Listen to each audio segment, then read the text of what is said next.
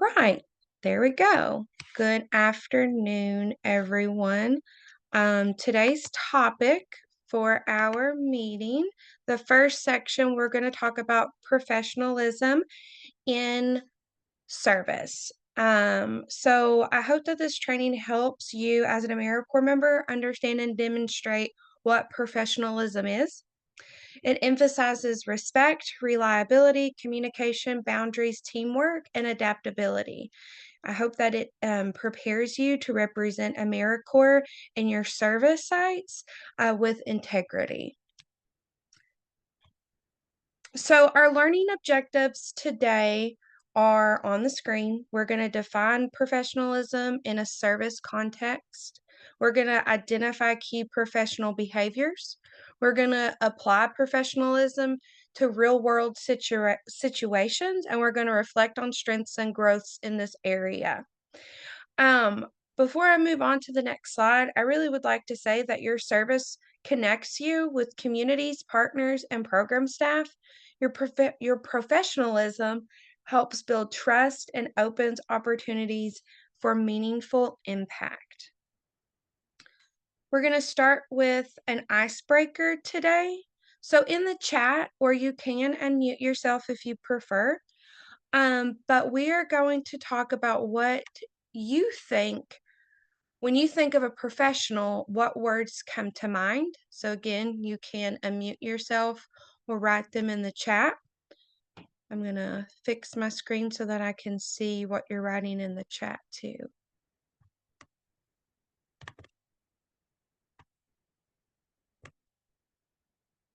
Honesty, that's a really good one, James. Thank you. Team player, thank you, Mabry. On time, thank you, Paula. Sonia says knowledgeable, thank you.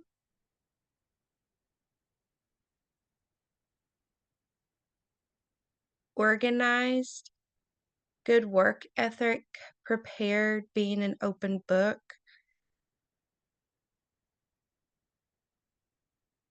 Awesome. And one thing that I'd like to highlight too when it comes to professionalism is it is about behaviors, right? It's about our behaviors and our attitudes, and it's not about our job titles. So that's how we're going to look at this moving forward.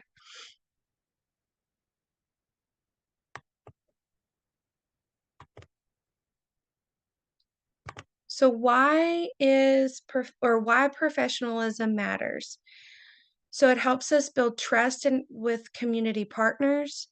It's reflecting AmeriCorps' values. It's strengthening site relationships, and it's growing your personal and career skills. So, as you know, as an AmeriCorps member, you are representing and wearing many different hats. You are representing Homes for All as the program. You're representing the site that you're serving at and the communities that you serve. It does improve program effectiveness and your growth. And your role places you in a position of trust, right? And you guys brought that up in the chat. And so professionalism really does ensure that people feel respected, supported, and confident in the work that you're providing and working with them at and their goals towards their goals. So next, it's pretty basic, but I think it's a good way to start this training, and we're just defining professionalism. So it is the behaviors and attitudes that show respect, reliability, and integrity.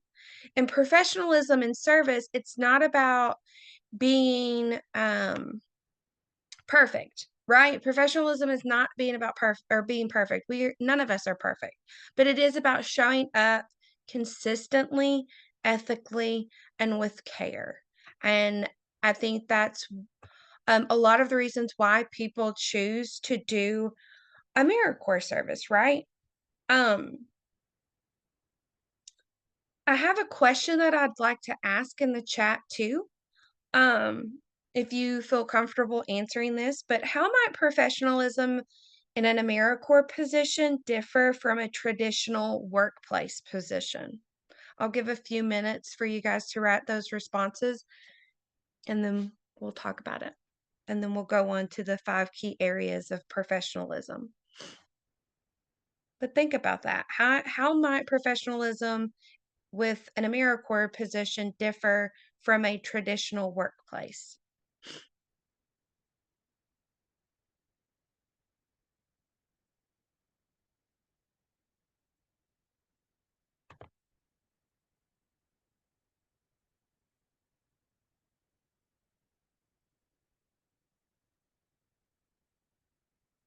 I know that might require a lengthier response. Paula says, as an AmeriCorps member, you are not only representing the organization you're working with, but also you're representing AmeriCorps. Yeah. Thank you, Paula.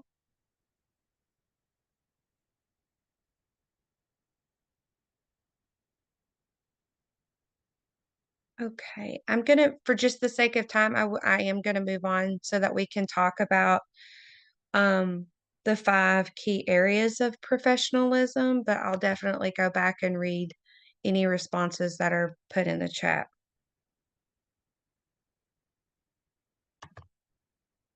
Oh my gosh, my computer. There we go. So the 5 key areas that we're going to talk about today are communication, accountability, boundaries, teamwork, and adaptability. And so the next 5 slides, we're going to go on in kind of a more deep dive for each of these key areas. So with communication, you want to be clear, timely, and respectful. So, an example that comes to mind is responding to messages or emails within a 24-hour period. I would be happy for you guys to share other examples or tips that work for you to make sure that your communication is staying at that professional level. Um, I think it's important to also note when we're talking about our communication, it is so important to ask those questions when you're unsure. That's what being, part of being a team player is about, which we will get into. Um, when you are communicating, maintaining a respectful tone, even when you're stressed, that's something that I continuously work on in a professional role and even at home as a parent and partner to my husband. Um, I would like to say, as just like a little hot tip, when you are communicating in a professional role, I think it's important to limit the slang or overly used casual language. Again, that doesn't mean you have to be like super formal, but we are working with a lot of different people, and it's just best to stay clear and respectful when we're speaking to one another. So I think an example to share would be it's completely okay for you to say, I won't be able to attend the meeting today. Can I receive notes afterwards? And I use that as an example because I know that not there our monthly meetings, not everyone can join every single meeting. And I really appreciate that. And when you email me or text me to let me know that you're not going to be able to attend, I'm not just like assuming that you're just kind of blowing off our time together. And so I really appreciate that. I think that's very professional of you to just let a person that's part of your group know that you're not going to be able to join. And as always, I record and send out. Um, or if you need a deadline clarified, or maybe you are working on a project for your site and you weren't given a deadline. It is so important to communicate that to the other team members, your site supervisor, whoever you're working on this project with or completing it to submit to. You need to know what that deadline is. And again, that's just a clear example of making sure that your communication is still in a professional manner. The next topic for professionalism is accountability. So, part of being accountable is your follow through, owning up to mistakes. Again, we're not perfect. Being a professional is not about perfection, and being reliable. So, with that, we should think about our time in and our time out at our service site. So, making sure that we are arriving on time and communicating any delays or a late start to your site supervisor or your team members so that everybody just kind of knows what's going on. Accountability helps keep commitments and our follow through, like we just talked about briefly. Um, and owning our mistakes. So we can 100% own when we're wrong about something without being defensive. Another part of being accountable would be like to add your tasks to your calendar so that again that follow through is happening. You are getting your task completed in a um if there are deadlines, you're meeting those deadlines. You guys do have that deadline of service forms for new households that you've served for the previous month. So holding yourself accountable, and it's okay again if you reach out to me and you're like, "Hey, I'm still working on my service forms. I'll get them to you by the end of the week." I am so happy with that. Again, it makes me understand that, you know what, it wasn't able to happen today, but it is something that they know and that they're committed to doing to show the impact of our program, but also meeting those other deadlines or things that may be happening on site in real time. And I completely understand those. Um, Boundaries. Boundaries are so important to our professional behavior, right? So, again, you can have that personal and professional relationships with the people that you're serving and you're working with.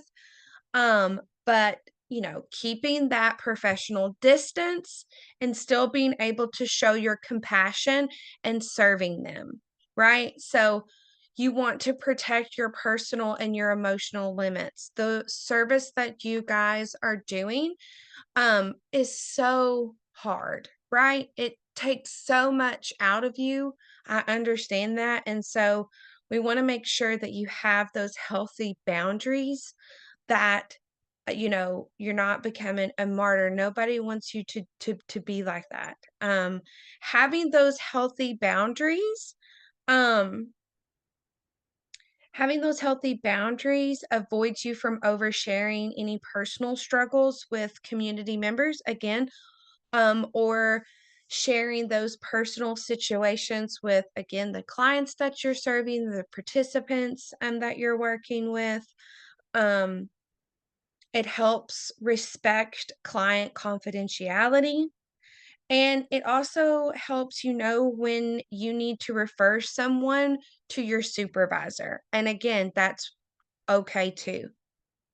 Because if you are in a situation where you feel like your boundaries are kind of folding, your supervisor can come in, be that support to you and the client that you're working with, and show you a way to withhold your boundaries so that if you're put in a similar situation in the future, you know how you are going to best handle that situation.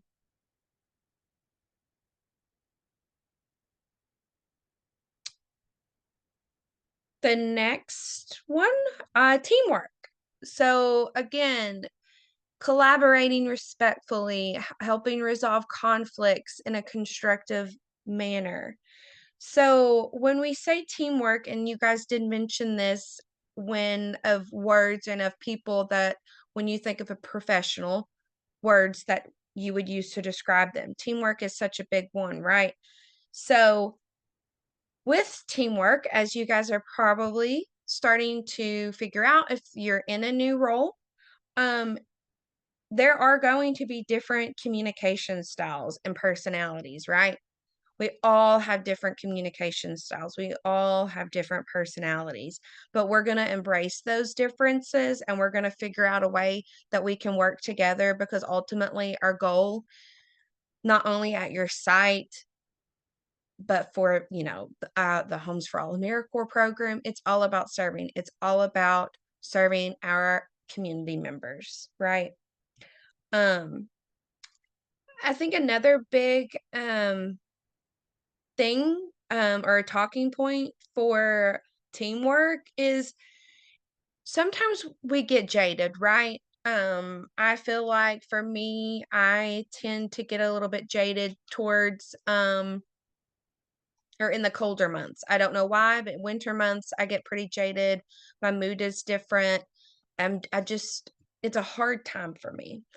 And I can sometimes assume the negative intent when people are speaking to me, and that's something that I have to work on, is just assuming that when people are talking to me and working with me, they have that positive intent. They're not coming at me in a negative way. They're not coming directly at me in any way. So I can kind of put that defense down and we can work together.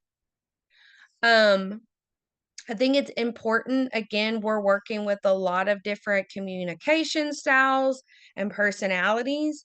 But if you're starting to feel conflict, it is best to work on that early, right?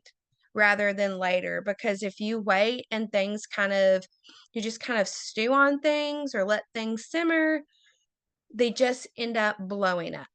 And if we work on them early and address it early and in a respectful way, the overall outcome is going to be good for each party. And I think lastly, when talking about teamwork, um, it's so important to celebrate wins, whether it's a small win or a really large win, celebrate those wins. Um, we had a box here at HHCK where staff members could put a little positive note about another team member. And it was so we would read those quarterly, and whichever team member had the most that month, they would get, a little incentive like, I think we did some gift cards one time, like a $5 gift card to Starbucks maybe or a local coffee shop. But again, that was just one way that HHCK was able to kind of celebrate those wins with our team members and also just celebrate that staff member that month. And it really helped our morale. And again, just celebrate each other. This work is hard, it's deep, and I understand that. But hopefully, as a team and the team that you're working with, whether it's you and one other person or if it's you with five other people, celebrate each other. If somebody's being um, a little hard on themselves, find that positive light in that situation and tell them something that they did that made an impact for that household or for that client that day. I understand not all, our days are not rainbows and sunshine, but we are here to serve people. And I think that we can all figure out a way to celebrate one another. Next is adaptability. So you should expect change. It's inevitable in this type of service that you're doing. Same with trying to stay flexible within a schedule, right? Which I know can be impossible on some days and really awesome on the others. and maintaining a positive attitude. So, last minute changes are going to happen, right? Sometimes a community need shifts, or maybe a client that you've been waiting to get back to you for a month walked in the front doors, and you know that you need to drop what you are doing and meet with that client then, just understand that um, not everything is going to be very rigid when we're working with people. Um, it's important to stay calm and solution oriented when we are being adaptable, um, and ask how you can support plans when they've changed, right? So maybe something really chaotic has kind of happened, or again, the whole shift for the day, and it's one of those days where all hands are on deck, right? So speak up and speak out and say, where can I be a support? What do I need to do to help you get through this, or to help the team figure this out? That is part of being professional in an adaptable way.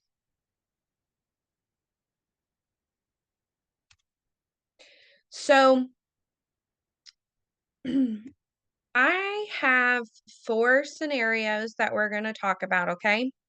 And you can write your responses in the chat, or you can unmute yourself, okay? But I would like to know, what would you do in these scenarios? Okay? And I do on some of them have some prompting questions to help us kind of guide what our answers to help us answer the questions pretty much. Oops, I'm so sorry. I have people in the waiting room. Okay. Hi, guys. I'm so sorry you were in the waiting room. It's just me. So it was hard for me to figure out, or to see the waiting room while I was presenting. But you'll get the recording so you can get up to speed. We've just been talking about just some 5 key concepts to being a professional. And now we're moving on. So this was a good time to see that you guys were in the waiting room. We're going to talk about some 4 scenarios, okay?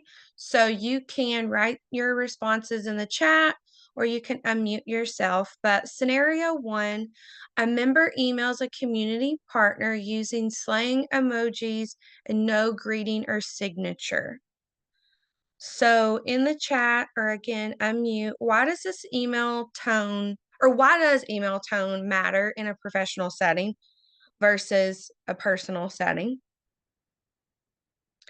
And what are a few ways to improve the professionalism of this email?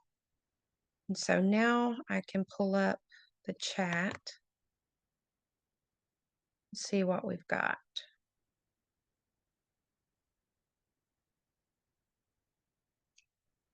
I'll give you guys some time. I know responses could be lengthy, and that's no problem at all. That gives me a chance to take a drink of water.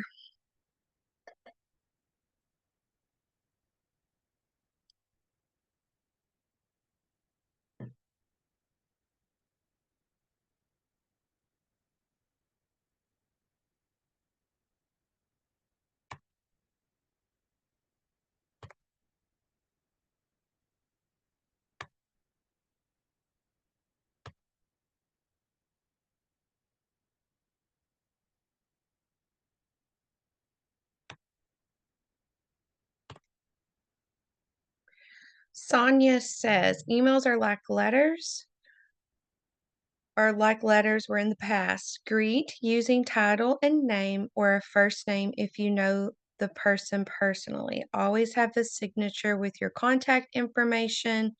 I only use a smiley emoji when writing a colleague I know well. Yes, thank you. I'm the same way. I definitely tend to overuse exclamation points with you members, because I know you, especially you returning members, on a more personal level. And same with like my colleagues, I'll use a smiley face to that extent in an email. Mabry says to be professional, you shouldn't use slang or emojis. There should be a greeting and a closing. Yep. Joshua says email tone is important in a professional setting because it helps make sure it is easy to understand.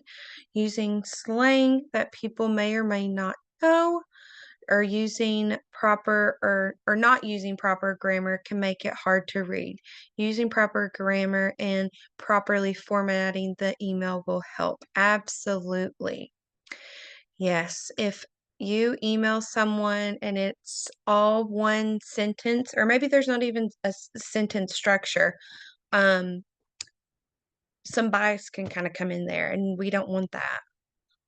Crystal says it matters because it is a business and you need to be professional. The way to improve it would be to look up the proper format of a business email if you don't know.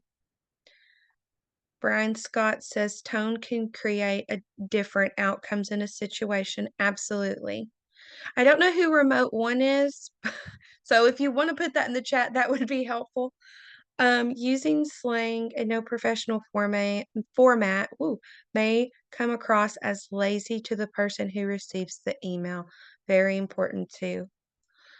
Nicholas says you don't know what someone might take offense to, and slang/emojis aren't clearly defined and have different cultural meanings. Yes, depending on where you are from, it's better to format emails in a neutral tone. Yes. Thank you, guys. Oh, okay. Remote one is Jamie. Thank you, Jamie. And then Paula said it matters because we want to be taken seriously. Yes. And we want people to know that we are reliable and will answer and act appropriately with the info sent or with addressing the needs they have. Absolutely. Thank you guys so much for answering this scenario. We're going to move on to scenario 2 now. So what would you do? During service hours, a member spends time scrolling through social media. How does this behavior look to others at the site? What boundaries could the member set for phone use while serving? I should add.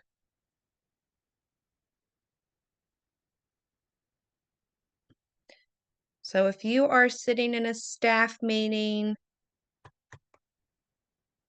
and you're just scrolling on Facebook the whole time people are talking about what this week is going to focus on, or what your team members are going to be doing, or where they may need extra hands to help.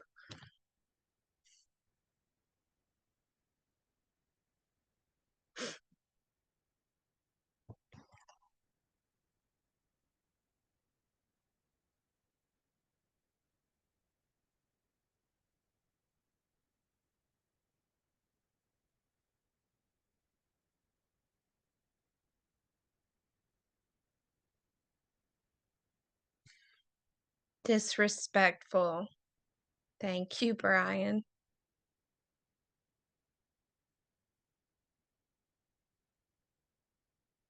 James says they could be spending time doing something positive. It looks like you don't care what's going on. Thank you, James.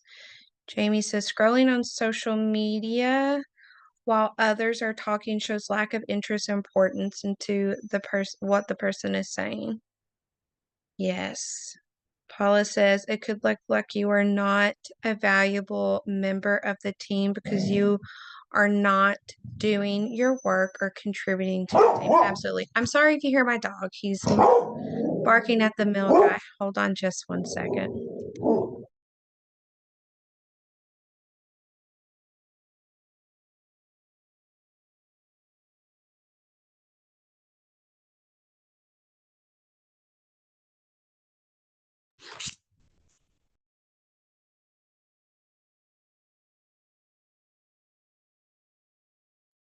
I'm so sorry. My dog makes me look like a unprofessional person as we talk about being professional.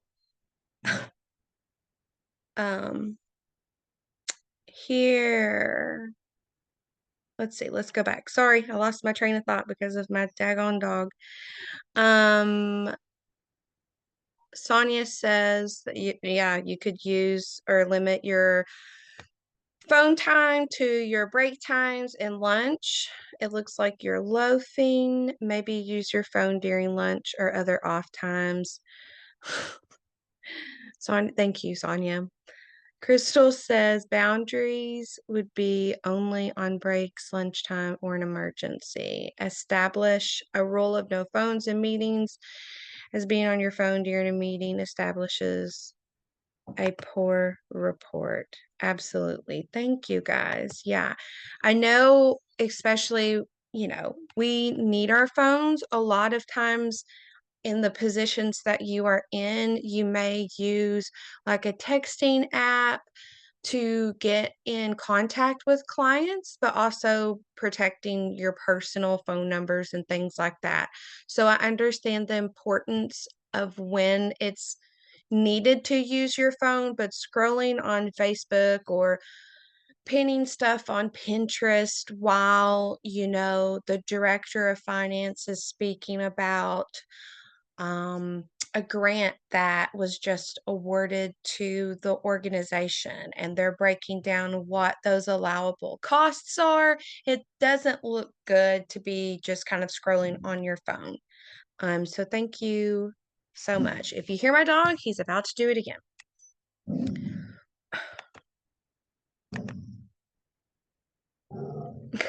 Scenario 3. Okay, I'll let you guys read it.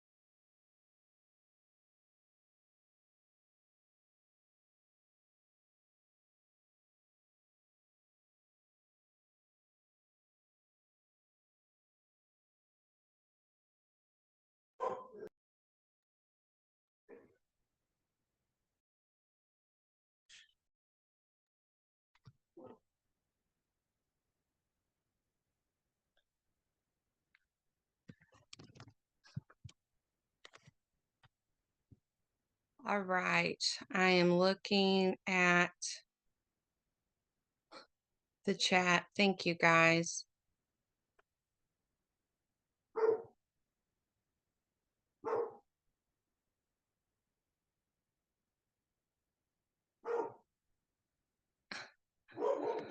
I'm so sorry if you hear my dog. We work from home. I work from home on Mondays, and our mail is usually not running at this time. It usually happens early, so this would happen. But yes, James says, well, for one, if they aren't participating, they need to keep their comments to themselves. Yes. It shows that they don't care what's going on at the site. If you were a site supervisor or supervisor, how could they kind of help get this member back on track in a respectful way? Paula says, it signals that they have a problem that they have not addressed and are passively aggressively reacting in the meeting. The site supervisor could re-engage by approaching them in a respectful and non-confrontational way to see if the issue can be resolved. That is a great statement. Thank you so much, Paula. I'm going to move on to scenario 4, which is our last one. If my computer There we go. Okay. So a member wears a shirt with an inappropriate, oops.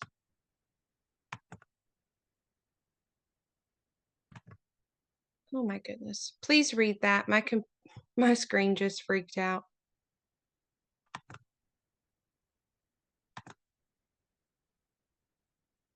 Okay. So a member wears a shirt with an inappropriate slogan while representing their site at a community event. Why does what we wear for the task that we're doing matter when we're representing our program and the site that you are at?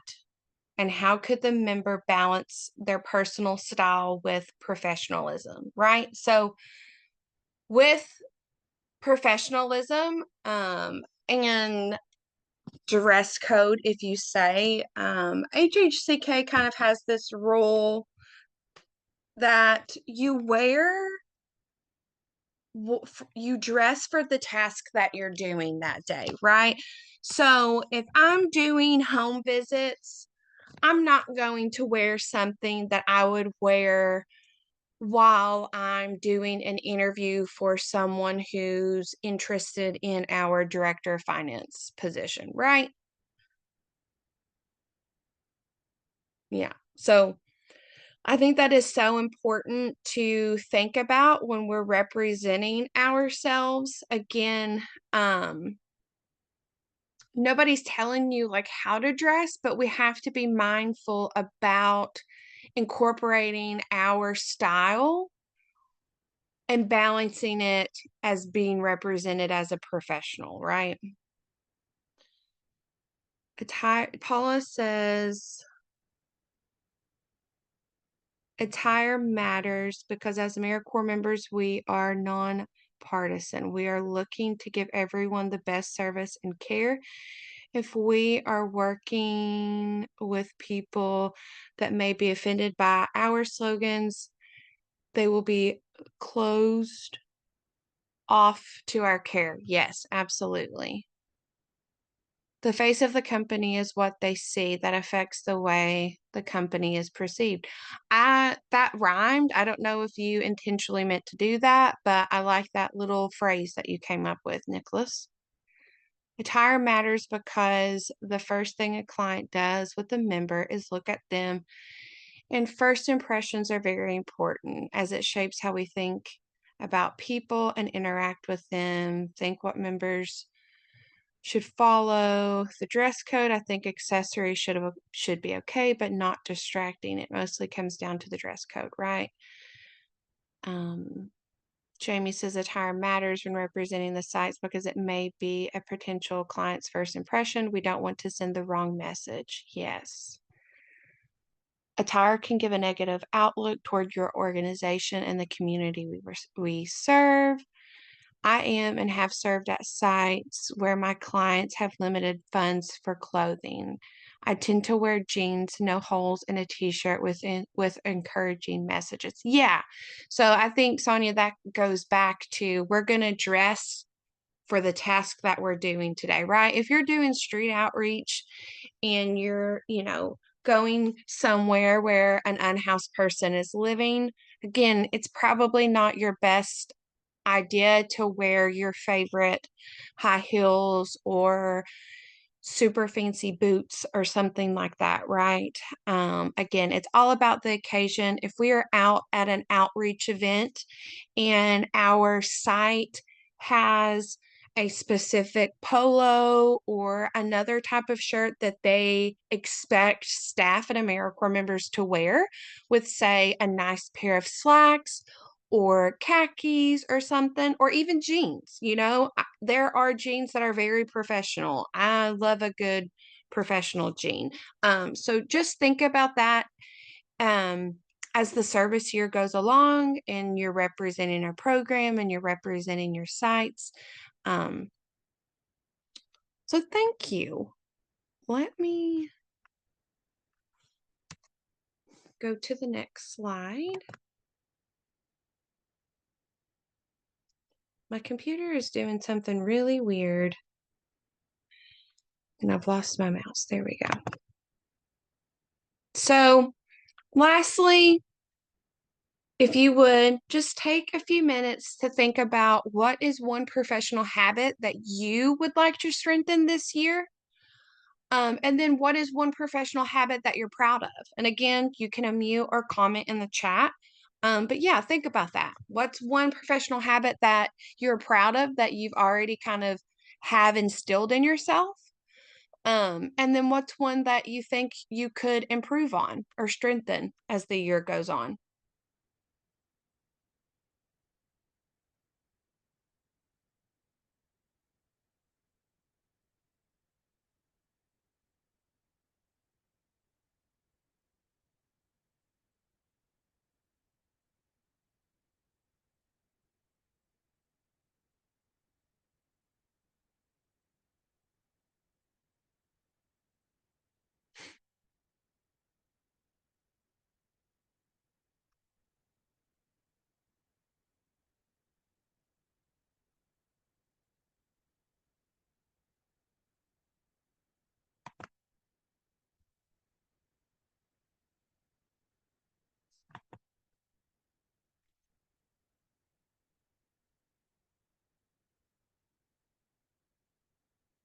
Okay. James says my communication skills, my ability to relate someone, organization. I'd like to get better at communicating with clients, and I think I do a good job of preparing for tasks by making checklists. Thanks, Joshua. Jamie says one professional habit I'm proud of is punctuality. Oh, such a great one. And attendance. A professional habit I would like to strengthen is communication effectively. Thank you, guys. Sonia says, I try my best to treat clients with respect and understanding that every person has a story that's not finished. Absolutely. Thank you, everyone. Um, so I think a good way that we can kind of connect our professionalism to our service is to think about the Homes for All standards of conduct, right? In a nutshell, everything that we talked about is pretty much listed in our standards of conduct, right? You're going to represent AmeriCorps Homes for All in your site well. You're going to conduct yourself in a manner as a role model and in compliance with AmeriCorps standards, right? So we have those building blocks set up for you when you start your year of service with us. And I hope that as you grow in your position, you think about these standards of conduct and your professionalism, and how you are representing yourself, our program, and the organization that you're serving most of your time at. Some key takeaways. Just remember that professionalism, again, it's not about being perfect. It's respect in your action, and growth comes from reflection and feedback. And one of those big components of getting feedback during your year of service is at the mid-year evaluation point that you'll do with your site supervisor and the end of year evaluation, okay? And so it's not meant to just hound you for everything you feel like you're doing wrong or anything like that, but it really is a key point of building you up as a professional, right? Being an AmeriCorps member is a professional development opportunity that we hope that you use for many years after this. We hope that you are building up to be the great professional that you are meant to be. So your professionalism really does make a difference in how communities experience AmeriCorps and how you grow personally and professionally, right? I think, again, the huge takeaway is that nobody expects you to be perfect in any way, but it really is about those 5 key points about being a professional, right? being a team player, um, having strong communication skills, holding yourself accountable, having those strong, healthy boundaries, right? But still being able to show compassion for the clients and the participants that you're working with. And that adaptability, just knowing that it's likely that not every day is going to look the same. Things may need to shift and pivot, and we're going to be able to do that. So I hope that this just kind of helps you think and reflect on what it means to be a professional in this capacity at your site and representing Homes for All. I'm going to stop sharing my screen really quick, and I'm going to move on to the member assistance program. If you have any questions, though, feel free to put them in the chat while I'm managing my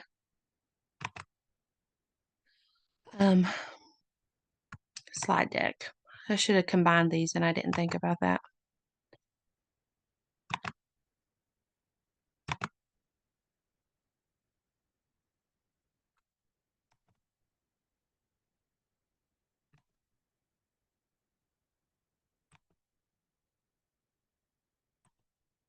Okay, so we're going to move on to our next topic this week because it is a benefit. Oh no, I clicked on the wrong one. Oh my God, did you see me?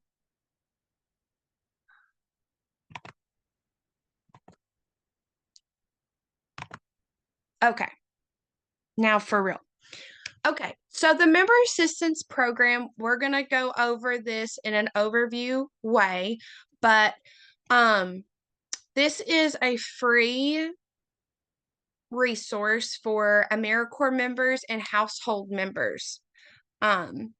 So we pay every year for this. It's called AmeriCorps Assistance Program, or called MAP for short. So I'll say MAP the rest of the time. But this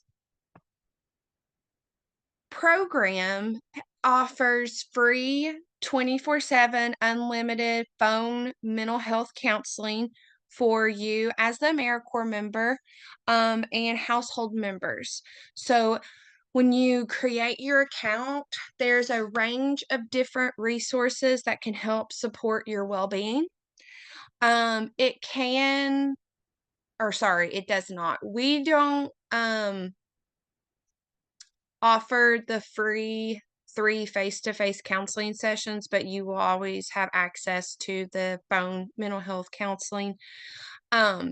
Participation is voluntary and confidential. So I'm not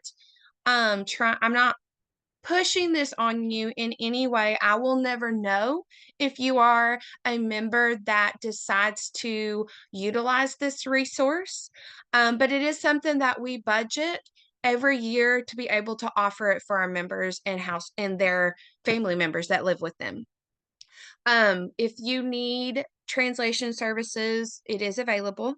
The provider for this is through All One Health. So they've partnered with AmeriCorps and America's Service Commission to be able to offer this resource specifically to AmeriCorps members. So if I can get my daggone computer to move on over. There we go. So a large component of this program is the access to mental health counseling, right? So you would be connected to a licensed mastered level counselor. It's free. So you would set up your appointments and things like that, or your household members will set up appointments with a counselor. It's accessible through a mobile app, chat, and video. All of those, like business hours and scheduling, would be figured out between you and the therapist that you are connected to. So some of the issues that this counselor could help you with, again, these are just examples that they share out with programs is family conflict, depression, couples or relationships, substance abuse, grief, anxiety, work life balance, parenting, stress. Again, that's just to name a few. Um, like I mentioned, the provider is All One Health. Another resource that they offer is life coaching. So it could help you for personal and professional goals. So enhance those communication skills, which we just talked about, into being a professional. Improving stress and time management, creating maybe a better work life balance, managing multiple projects or demands, which we can very much understand that AmeriCorps that may happen. You may wear many different hats at your site. Setting goals and action steps if you're wanting to work on improving your relationships with others. Again, this is just another topic that this benefit or resource can help you with.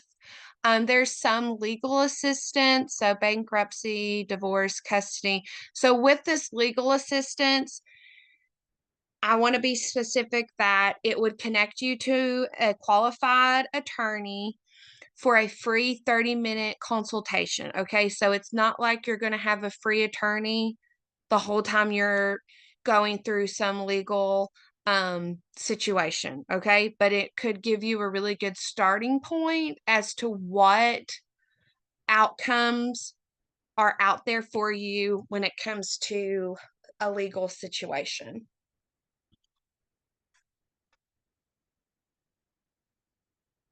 Um, I'll go back to the All One Health portal is really informative. Excuse me. It is really informative. And so when you create your account, you're going to have access to a bunch of different links and articles that kind of touch all of these topics that I'm talking to you about.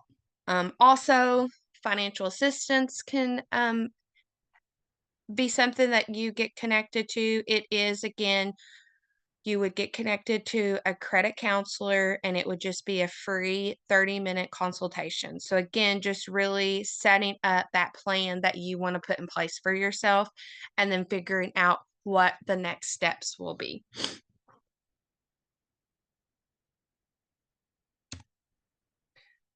Um, if you need some personal assistant help, if you need help managing your everyday to-do lists. So maybe you are planning a trip somewhere.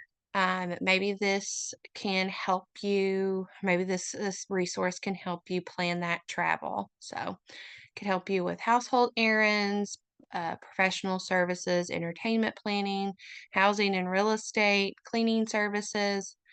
The access for a personal assistance or personal assistance would be kind of like the mental health counseling. So it would be through the phone, web, or mobile app. There are some really good work life resources. Like I said, if you create your portal, you're going to have access to some really good tips and tools that you can use in your everyday life. And so some of these work life resources could hit on some of these topics if you're going through something like that in your own personal life. Medical advocacy. So maybe you have an insurance claim that you need help figuring out. This could be a resource free of charge for you.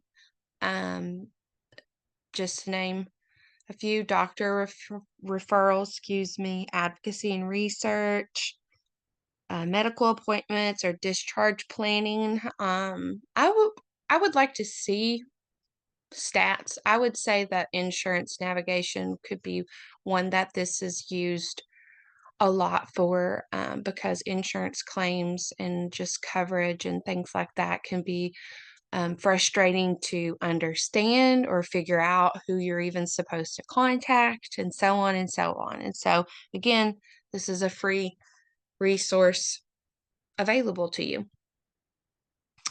So when you're accessing your benefits, you would go to the website on the screen, mylifeexpert.com. The password is AmeriCorps. You create your login. You can do it from the 1-800 number. So Oh, I forgot to mention too, the website has a lot of webinars. So if you are somebody that likes to have something playing kind of in the background that you're like listening to, um, hop on there, pull up a webinar, and listen to it as you maybe, typing up case notes or HMIS notes, things like that. And you'd have the ability to kind of work through something. I created an account and it was super simple. So when you go to the My Life Expert, this is a screenshot from my computer. It asks you for your company or student code. Again, it's AmeriCorps, all lowercase. You use the email that you want it to be connected to and the password. So I connected mine to my work because I'm going to be utilizing this as long as I'm in this role, right?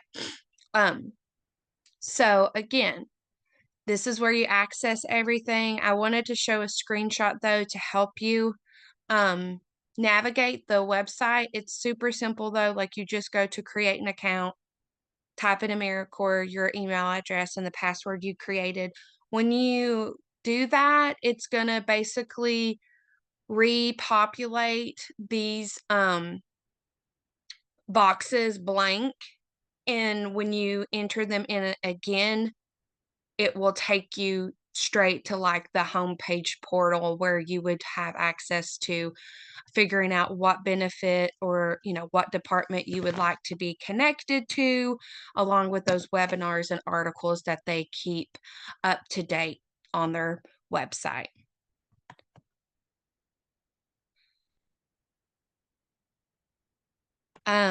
If you need to use another code, you would use Homes for All or Homeless and Housing Coalition of Kentucky, but I didn't have to use that. I just used AmeriCorps and it let me create my account. So I wanted to include that though, because America's Service Commission, the um, agency that created this with All One Health, this partnership with All One Health, they gave that information to programs as well.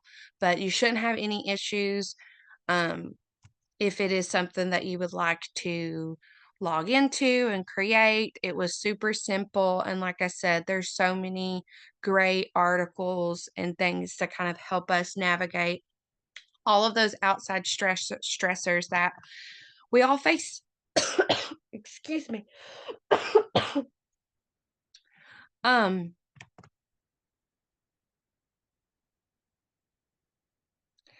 oh, no problem. I think James got off.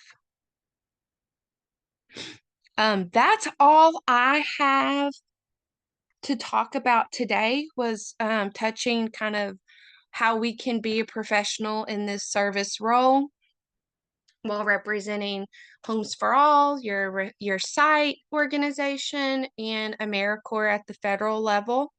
Um, and then also that free resource, the member assistance program, that you can, again, if it's something that you're just curious about, there's no harm in making an account. And if you log in and you say, this ain't for me, then you never have to log into it again. But it may help you, or it may be something that could support a household member if they're struggling with something, or maybe just need to get some ideas, because it is also free for your household members. I will send out this recording with reminders. My reminders this month are basically the same as in the November email. So if you served New households for the month of October, please send over your service forms sometime this week. Our holidays remaining for this month are the Thanksgiving holiday. So next Thursday and Friday, you have off. Your site cannot require you to serve. You can choose to serve. That's your own choice. I ask that your sites, if you do choose to serve on a holiday that we observe, they give you an alternate day off. Maybe the next week or somewhere close into the pay period, in that same pay period. So if you have questions about that, let me know. We can talk about it one-on-one. And you can put an hour and 15 minutes on your timesheet today under AmeriCorps training. I'll stay on for a few minutes in case anybody wants to hop off mute or has a question in the chat. I'll be here for a few minutes to answer anything that you may have that you want to specifically talk about. And thank you guys so much. I'll get the recording out tomorrow. Thank you.